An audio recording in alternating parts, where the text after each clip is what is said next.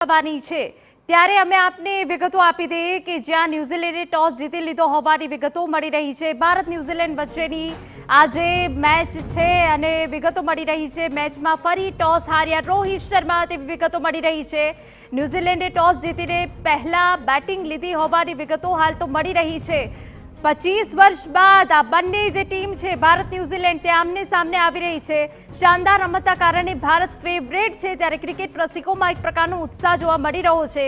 Bharat 4 spinner સાથે મેદાનમાં ઉતરે તેવી પણ અહીંયા શક્યતાઓ છે।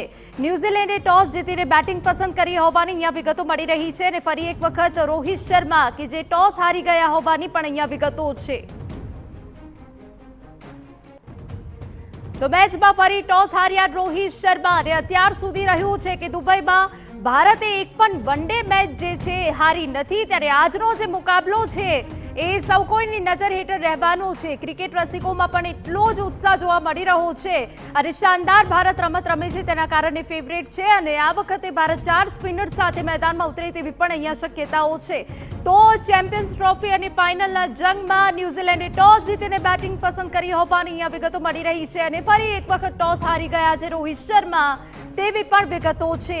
હવે થોડીક જ મિનિટોમાં મેચની શરૂઆત થવાની છે ત્યારે ભારતભરના લોકોની નજર આજે ભારતની જીત પર રહેવાની છે। જો કે લોકો આશાવાદ વ્યક્ત પણ કરી રહ્યા છે કે 25 વર્ષનો આ જૂનો જે બદલો છે તે લેવાની તક ભારત પાસે છે। ત્યારે આપને જણાવી દઈએ કે જ્યાં ન્યુઝીલેન્ડે ટોસ જીતી લીધો છે અને પહેલા બેટિંગ કરવાનો નિર્ણય લીધો છે।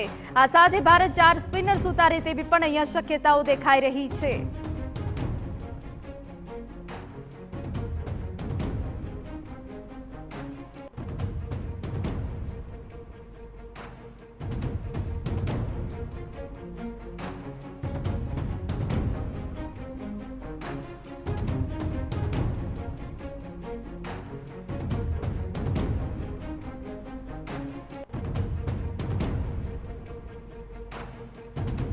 તો ક્રિકેટ જગતનો મિની વર્લ્ડ કપ ગણાતી ટુર્નામેન્ટ એટલે આઈસીસી ચેમ્પિયન્સ ટ્રોફી કે જેની આજે ફાઇનલ છે।